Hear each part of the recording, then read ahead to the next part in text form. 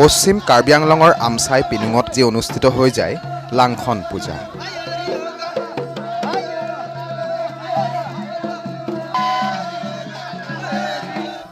তিৱা জনগোষ্ঠীৰ অধ্যুষিত পশ্চিম কাৰ্বি আংলঙৰ আমচাই পিনুঙত অনুষ্ঠিত হয় লাংখন পূজা।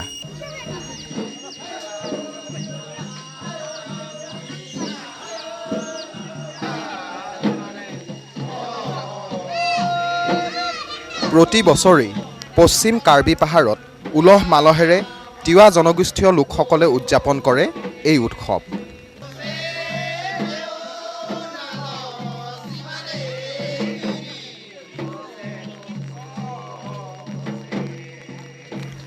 সামাজিক নিয়ম অনুসৰি ধানগুটি ওলোৱাৰ প্ৰাক মুহূৰ্তত উদযাপন কৰা হয় এই উৎসৱ।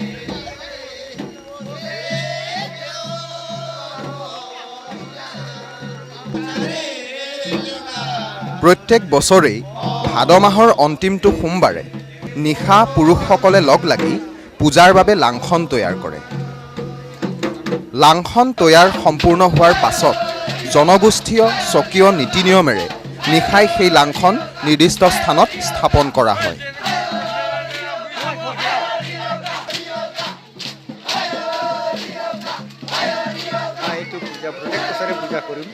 এই পূজাত হ'ল আগত আমাৰ সেই লাংখনটো কাটা হ'ব, তাৰপিছত সেই খাৱা কাটা হ'ব। খাৱা কাটি পেলাই খাৱাটো পানীত বনোৱা হ'ব। তাত কিহৰ কাৰণে বনাইছোঁ আমি, তাত ডেকা কাপোৰ ৰাইজে তাত গাঁঠুলি বেমাৰ আজাৰ নহওক এই বুলি তাক পালন কৰে। আৰু পালন কৰি আজি এই ৰাতিত আমি লাংখন চাচা হৈছে। চাচি পেলাই এতিয়া ডেকাবিলাক চাংলাই ঘৰত তামোল খাব গ'ল।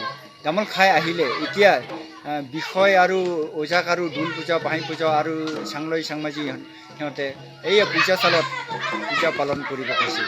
এই পূজা নাপাতিলে আমি নিশ্চয় এই গাঁও আমি শাক পাচলি যোগান কৰিবলৈ নাপায় আৰু জলকীয়া মিলিবলৈ ৰোটত মিলিবলৈ যোগান কৰিবলৈ নাপায়।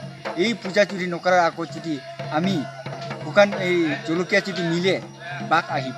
এইকাৰণে আমি এই পূজা কৰিবলৈ বাধ্য। এই পূজাটো এই মাহতে আৰু প্ৰত্যেক বছৰে এই মাহতে পূজা কৰে। পিছদিনা আৰম্ভ হয় লাংখন পূজা, অৰ্থাৎ মঙলবাৰে চামাদিৰ চাংদলৈ চামাজিকে আদি কৰি সকলো পুৰুষে জাতীয় সাজপাৰ পৰিধানেৰে পাণঠাই খেলে। তাৰ পাছত চামাদিৰ পৰা পূজা চালত আৰম্ভ হয় পূজাৰ বলি বিধান।